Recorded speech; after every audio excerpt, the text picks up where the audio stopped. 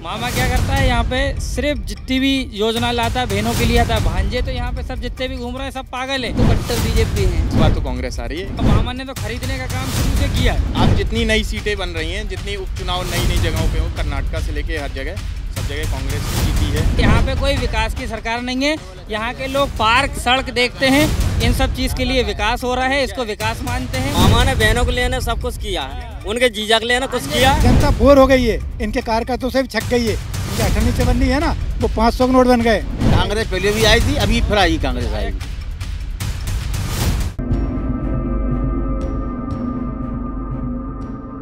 नमस्कार, मैं आदित्य तिवारी और आप देख रहे हैं द न्यूज़ 15। हमारी टीम आ चुकी है बुधनी के बारे में बता दें कि जिला सीहोर में आता है और यहाँ से जो हमारे मध्य प्रदेश के मुखिया हैं शिवराज सिंह चौहान, वो इसी विधानसभा से चुनाव लड़ते हैं।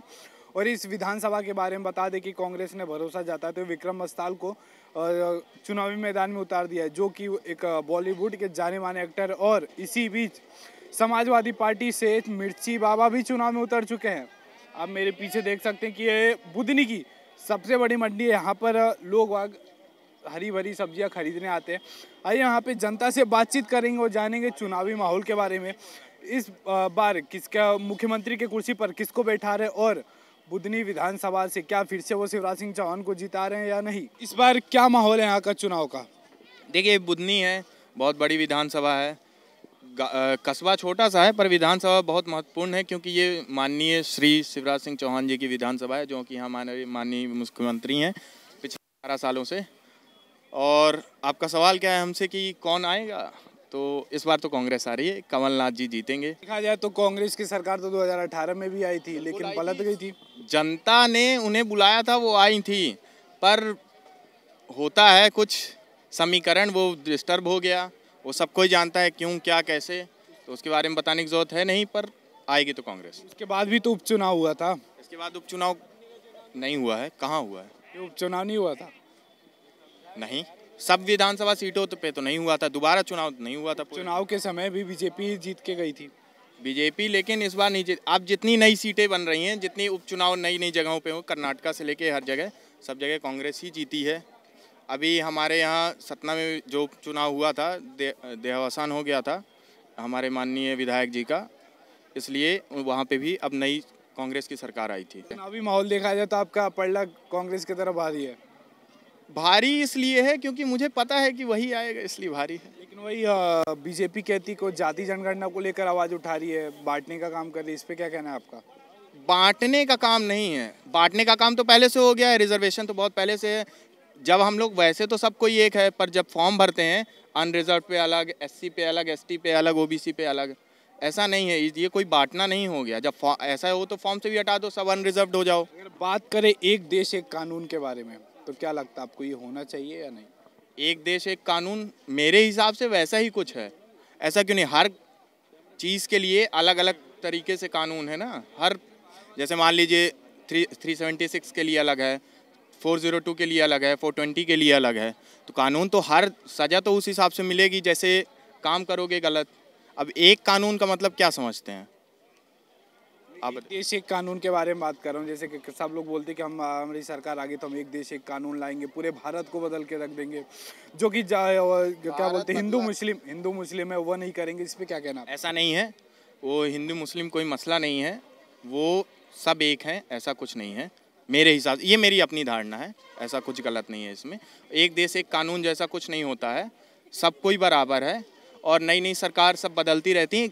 मेरा अपना जो विचार है वो ये है कि सरकार बदलनी चाहिए, समय समय पे चेहरा बदलना चाहिए, तो फिर विकास ज़्यादा जल्दी होगा। सबको होड़ लगी, हर इंसान को होड़ लगती है कि मैं पहले आऊँ, मैं पहले आऊँ, मैं पहले आऊँ, तब इसलिए वो ज़्यादा पढ़ता है, लिखता है। जब हम लोग जैसे स्टूडेंट हैं, अब ऐसा तो नहीं है। अब जब पता चलेगा कि हम ही रहे आएंगे तो हो गया, आराम फरमाएंगे। और अगर ये रहेगा कि नहीं मेरे आगे कोई हो सकता है, तो फिर बदलाव होगा, तो फिर मेहनत होगी। तो मैं पॉजिटिवली बोलूँगा तो काम हुआ है, ऐसा नहीं, पर काफ़ी सारी कुरीतियाँ भी हुई हैं। जैसे अभी जो स्टूडेंट के लिए सबसे ज़्यादा बुरा ये है कि हुआ है पटवारी का घोटाला। बहुत गलत बात है, ऐसा होना नहीं चाहिए। नई भर्तियाँ नहीं निकल रही हैं मध्य प्रदेश गवर्नमेंट में, सबसे बड़ी बात ये। व्यापम के थ्रू भर्तियाँ नहीं निकल रही, और निकल रही हैं तो पता चल रहा है एक ही कॉलेज से सब सेलेक्ट हो रहे हैं, कहीं से कोई सेलेक्ट नहीं हो रहा। तो ये थोड़ा सा गलत है। सेंट्रल गवर्नमेंट की तरह सोचे ना, सेंट्रल गवर्नमेंट में भी सेम सरकार है, तो भर्तियां जब सेंट्रल गवर्नमेंट हर साल निकाल सकता है तो एमपी गवर्नमेंट भी निकाल सकता है। ऐसा नहीं कि सीटों की कमी नहीं है, सीटों की कमी है, बहुत ज़्यादा है। क्या माहौल है यहाँ का चुनाव का? भैया सरकार बदलेगी यार, बदलेगी सरकार बदलेगी 100%। 100% सरकार क्यों बदलेगी? 20 साल हो गए, बदलना चाहिए क्या? अच्छा 20 साल हो गए, 20 साल चेहरे से बोर हो गए। चेहरे से बोर हो गए। अगर वही बीजेपी ने चेहरा बदल दिया तो? नहीं, सरकार बदलेगी, सरकार ही बदल जाएगी। सरकार ही बदलेगी। तो किसको देखना चाहते हैं आप? कमलनाथ को। कमलनाथ को क्यों? कब 15 महीने काम करा, 15 महीने काम करा, देखा, जनता ने देखा है उनको, और किसानों का कर्जा माफ़ करा है उन्होंने, और भी बहुत सारी योजनाएं दी हैं, बिजली का बिल माफ़ किया है। पर वही बीजेपी बोलती है कर्जा माफ़ हुआ ही नहीं है। 27,000 कर्जे लोगों का कर्जा माफ़ किया बीजेपी ने।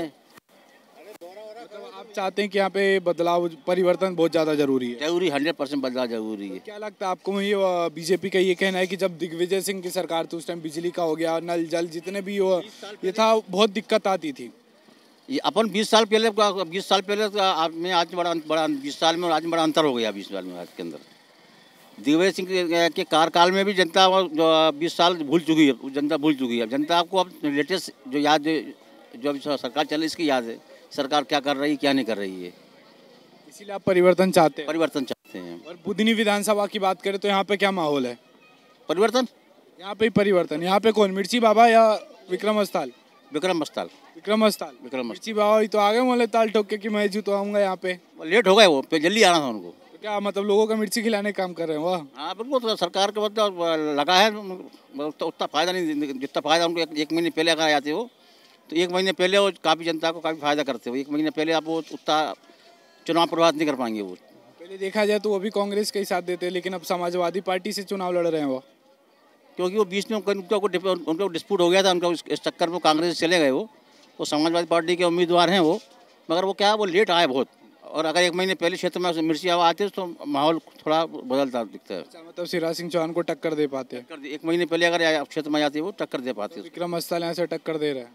बिल्कुल 100% टक्कर देगा, विक्रम से टक्कर देगा। जैसे देखा जाए तो बुधनी जो विधानसभा है, यहाँ से खुद ही शिवराज सिंह चौहान चुनाव लड़ते हैं और ये 5वीं बार लड़ रहे हैं और वो मुख्यमंत्री भी हैं। तो क्या लगता है आपको, विकास उकास हुआ है और जीतेंगे कि नहीं? सागर के हम तो कट्टर बीजेपी हैं। कट्टर ही बीजेपी? कट्टर बीजेपी हैं। बीजेपी को ही जिता रहे? हाँ, मैं तो बिल्कुल हमें, हमारे यहाँ के मंत्री 3 मंत्री भी हैं वहाँ से, देखा जाए तो। और हमारे ये हैं, इसका बोलते हैं भूपेंद्र सिंह। मोदी लहर है या शिवराज लहर है या डबल इंजन की सरकार है? नहीं, मामा जी का। मामा जी का लहर है, मोदी लहर नहीं है? नहीं, मोदी जी का नहीं रहेगा। तो अभी तो आप बोल रहे मामा जी का लहर है। वो तो रहेगा ही, उनकी वजह से तो सब चल रहा है। अच्छा, वही तो आपसे पूछ रहा, मोदी लहर के मामा जी का लहर या विकास का लहर? सब उन्हीं का है। विकास का लहर नहीं है? क्यों? विकास जब वो रहेंगे तो होगा ही वो तो। क्या विकास हुआ है? थोड़ा 2-4 गिनवाइए हमें। हमारे यहाँ तो सब हो रहा भाई, हम तो सागर के हैं क्योंकि। हाँ, हमारे तो यहाँ 20 साल से है ना, प्रदीप लारिया जी हैं।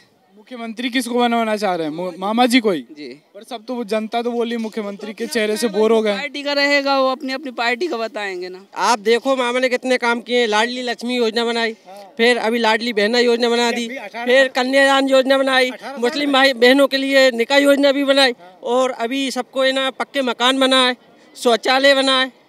कितना काम किया है मामा ने, कह रहा कुछ नहीं किया। क्या लगता है? अरे भैया तुम कहाँ लगे हो? लूट मार चलिए, लूट मार तरक्की है ना, किसी मजदूर आदमी की नहीं हुई।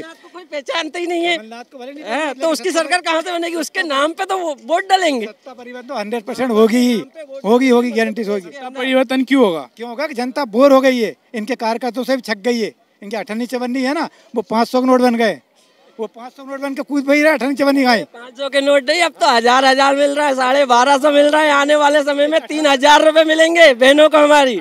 मामला बोले 1500 देंगे। अरे सब झूठे वादे हैं उनके। अभी 15 महीने की सरकार बनी थी, एक दान तो विधानसभा में चेहरा दिखाने आए नहीं। वो कह देंगे 1500 रुपए। अरे कहाँ लगे तुम? ये तो आपके नेता ने तो दल बदल लिया था। कौन ने? ज्योतिरादित्य सिंधिया ने। वो तो 3 पीढ़ी से दल बदलते आ रहे हैं, उनका कोई जमीन है क्या? फिर भी एक कांग्रेस के जाने माने चेहरे तो थे ना। थे तो अब कांग्रेस तो 100% आना ही है। अगर फिर से किसी नेता ने बदल लिया तो कैसे? नहीं, अब ऐसा उनको गद्दार होगा तो पहले ही निकाल दिए। उनको भी ये मालूम था कि बीजेपी की जो विचारधारा है वो अच्छी विचारधारा है, इसलिए वो भी है ना दल बदल के बीजेपी में शामिल हो गए। नहीं, अपने काले कारनामों के चक्कर में हुए हैं। अरे दादा क्या लगे तो पहले भी आई थी, अभी भी आएगी। कांग्रेस पहले भी आई थी, अभी फिर आई कांग्रेस आएगी। तो ऐसा है कि बीजेपी के भी कांग्रेस में आ रहे हैं। अभी गिरजा शंकर शर्मा अपने नर्मदापुरम होशंगाबाद से कांग्रेस में आ गए हैं और कांग्रेस का झंडा लहरा रहे हैं सभी के सामने। और देखा जाए तो कांग्रेस के विधायक भी तो कई ऐसे नेता बड़े बड़े जो बीजेपी में जा रहे हैं। 50% काम कर रहे हैं ना, इधर देख लो, ये बदल रहे हैं तो वो भी बदल रहा है। मामा ने तो खरीदने का काम शुरू से किया है, लोगों को खरीदने का काम शुरू से किया है।